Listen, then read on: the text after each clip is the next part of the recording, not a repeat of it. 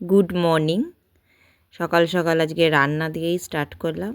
এটা ভোর 4:30-র সময় উঠে রান্না বসিয়েছি।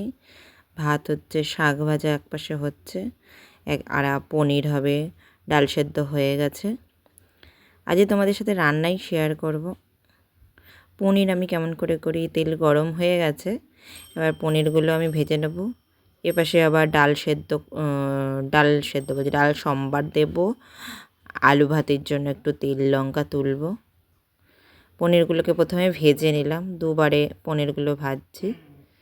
ভেজে এই যে শুকনো লঙ্কা দিয়েছি তেলের মধ্যে, দিচ্ছি গোটা জিরে। একটু ভাজা ভাজা হয়ে আসবে, তারপরে দিয়ে দেবো আমি আলুগুলোকে।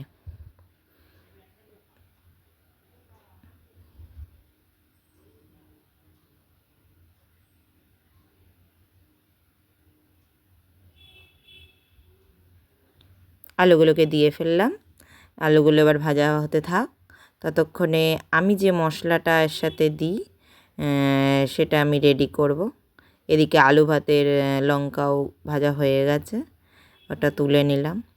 আলু ভাতের জন্য তোলার পর ওই কড়াইতেই আমি ডাল সম্বার দেব।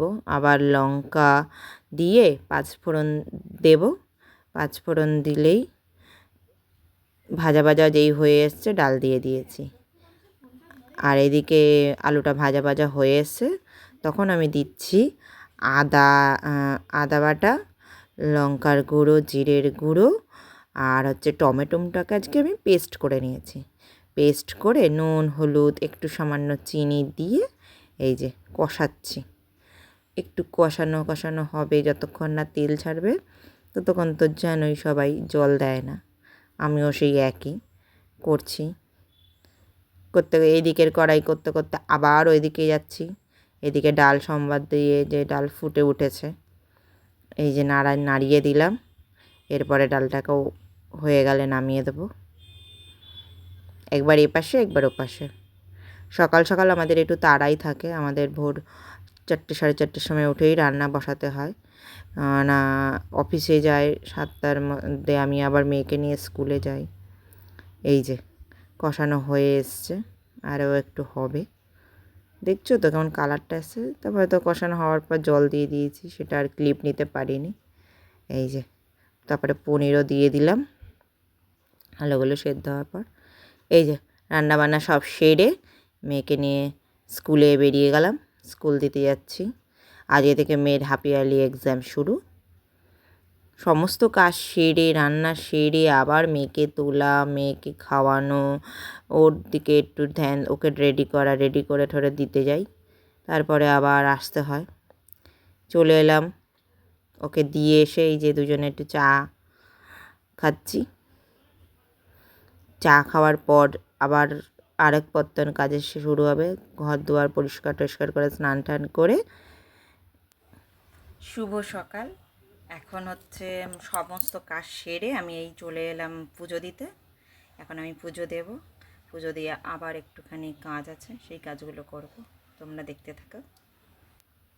পুজো দেওয়া কমপ্লিট। এই যে অম্বাবচী বলে, অম্বাবচীর মধ্যে ভগবানকে দুধাম দিতে হয় বলে এই যে আজকে আমি দিয়ে দিলাম, দুধাম দিয়ে পুজো দিলাম। এই যে আমার ঘরে পুজো দেওয়া হলো। এবার যাবো ওপরের ঘরে পুজো দিতে। ওপর ঘর থেকে পুজো দিয়ে এসে তারপরে রান্না করব। পুজো সেরে আবারও চলে এলাম রান্নাঘরেই। আজকে রান্নার ঘরের সিনগুলোই তোমাদের একটু বেশি দেখাচ্ছি। এই যে রাতের জন্য একটু ঘুগনি করে রাখছি, আর সকালে আমি আর আমার কর্তামশাই একটু খাবো। এই যে গোলমরিচ আর হচ্ছে গোলমরিচ বলছি, ধনে আর জিরে ভেজে রেখেছি। এদিকে আলুর কড়াইতে তেল দেওয়ার পর শুকনো লঙ্কা গোটা জিরে দিয়ে আলুগুলোকে ভাজছি। আবার সেই একই মশলা, আদা বাটা, জিরের গুঁড়ো, লঙ্কার গুঁড়ো, হলুদ, নুন, টমেটম দিয়ে এবার কষাচ্ছি। এদিকে ওই ভাজা মশলাটা গুঁড়ো হয়ে গেছে। এই যে ভাজতে ভাজতে রেড ভাজা যেই হয়ে যাবে, তখন এদিকে আবার মটরও সেদ্ধ করে রেখেছি। মটর সেদ্ধ সকালেই মানে রান্নাবান্না সেরেই আবার করে রেখেছিলাম, যাতে আমার পরে সুবিধা হয়। এই যে মশলা দিয়ে দিলাম,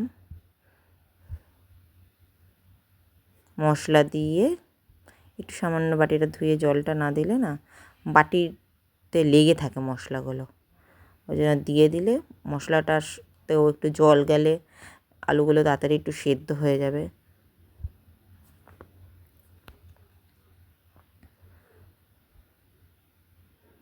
দেখেছো কালারটা কেমন এসছে? আমরা ঝাল কম খাই, কিন্তু লঙ্কা দিয়েছি তাও অনেকগুলো, আজকে একটু ঝাল ঝাল হয়েছে। এগুলো আবার বাচ্চারা খায় না। আমাদের বাড়িতে দুটো বাচ্চা আছে, একটা ছেলে একটা মেয়ে আছে, কোনো বাচ্চাই এইসব খায় না। এটা খাবো আমরা 4 জন। সকালে আমি আর বর একটুখানি খেয়েছি। আজকে বলে রেখেছিলাম যে লুচি করব, তাই ওদের কেউ স্কুল থেকে আসবে, কেউ তার দোকান থেকে এসে খাবে। এই যে তেল ছেড়ে দিয়েছে, পরে আমি দিয়ে দিলাম মটর সেদ্ধটা।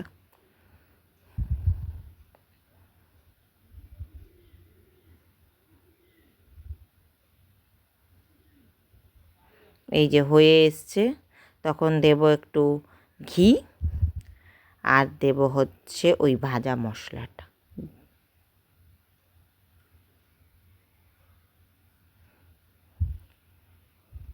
এবার একটু নেড়ে নামিয়ে ফেলবো।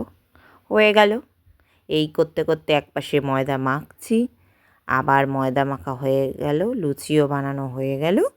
এই যে লুচি আর ঘুগনি সার্ভ করলাম। এই দেখো সেই দিন যে জামা দুটো নিয়ে এসেছিলাম, তার মধ্যে কালকে একটা পরে ফেলেছিল, আজকে আরেকটা পরেছে, তাই আমি যদি ফটো একটা তুলি তোর। স্কুল থেকে এসে খেয়ে দিয়ে স্নান টান করে ও রেডি, আবার একটু পড়তে বসবে।